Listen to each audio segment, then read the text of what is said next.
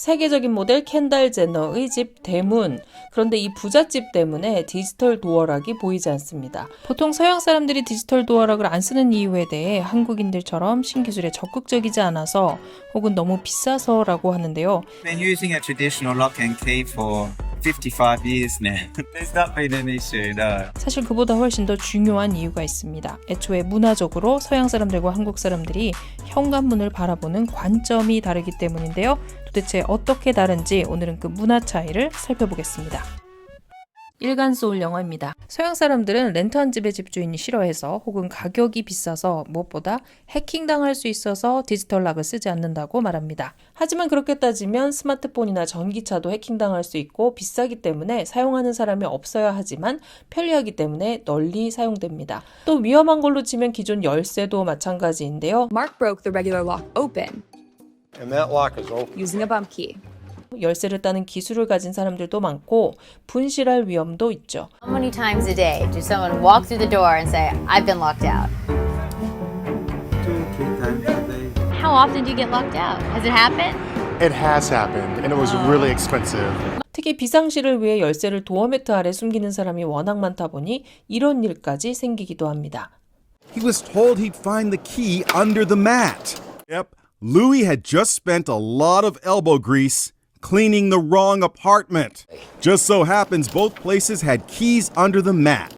집 호수를 착각한 청소도우미가 다른 집에 침입해 청소를 한 셈인데요. He said, "You're not going to believe this. Somebody broke in and cleaned our apartment."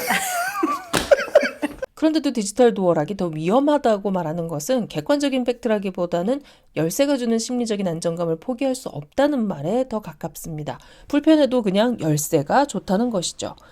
What do you say to those people that say, I'm just not sure if I'm secure or if this is safe? You give a key to somebody, a copy can be made. You never know if a copy was made. 그리고 거꾸로 말하면 한국인은 상대적으로 열쇠에 대한 애착이 없다는 뜻일 수 있겠죠. 그런데 한국인들은 언제부터 집 열쇠를 가지고 다녔을까요? 사실 우리 문화에서는 원래 현관 열쇠를 쓰지 않았습니다. 한옥 중심이었던 우리 주거 형태는 일제시대와 전쟁을 겪으면서 큰 변화를 겪었는데요. 시골에서는 1970년대, 80년대까지도 대문이 없거나 활짝 열어두고 사는 집이 많았습니다. 또 방문을 안에서 잠글 때는 고리에 숟가락을 꽂아두는 식이었죠. 그러니까 1960년대 이후에나 도시를 중심으로 서민들의 집에 열쇠의 개념이 대중화되었을 가능성이 높은데요. 한국인에게 집 열쇠의 개념은 기껏해야 60년, 70년 된 신생 문화인 것이죠. 이는 집 구조 차이와도 관련이 있습니다. 서양의 경우 집에 울타리가 아예 없거나 낮고 현관문만 열면 바로 집 안으로 들어가게 되는 구조이죠.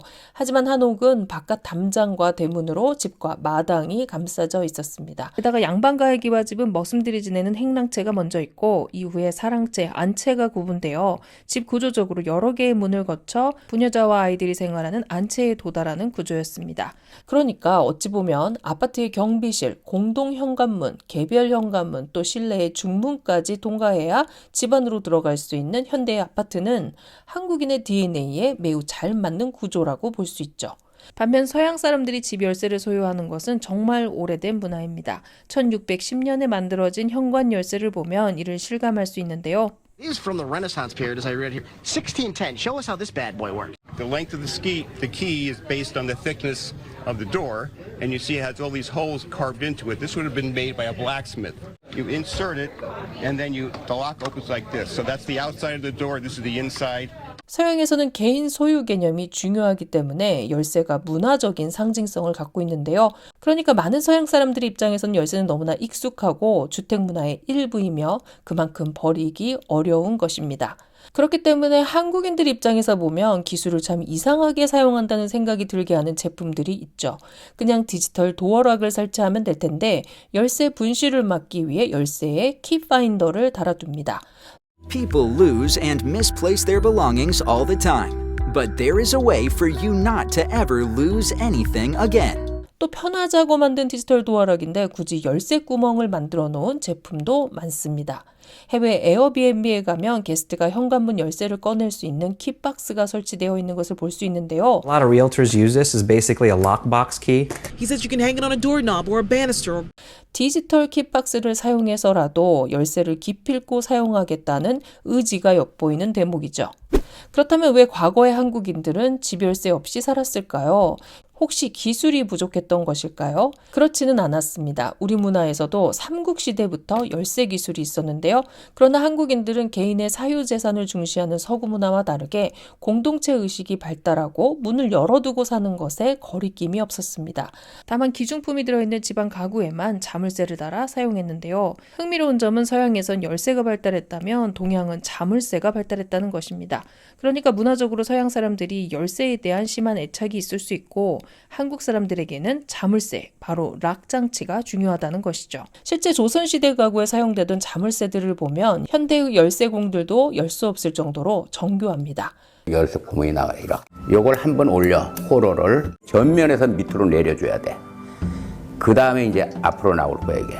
나오죠. 세 번째. 네 번째 이제 밀면은 열쇠 구멍이 또 나오는 거야.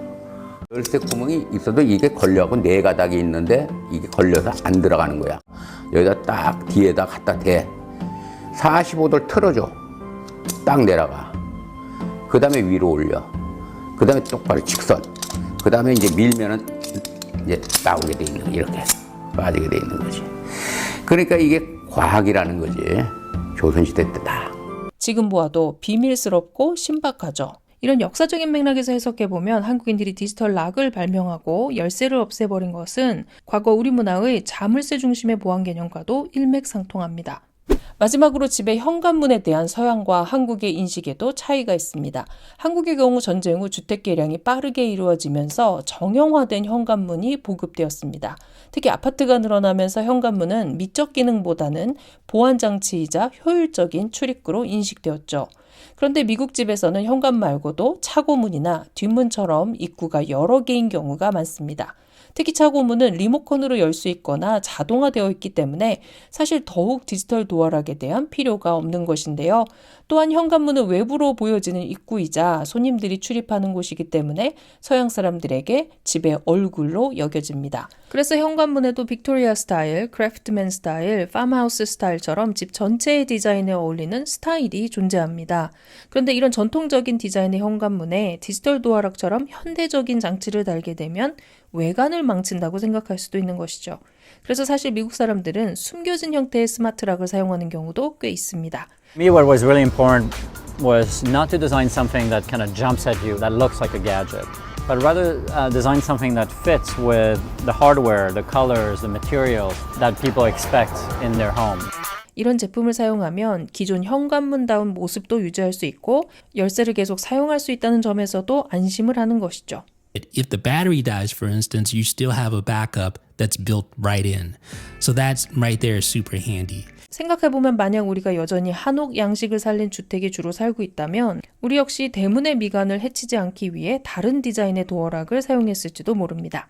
그런데 사실 아시아 국가들 중에서도 유독 한국의 디지털 도어락 보급률만 80%가 넘습니다.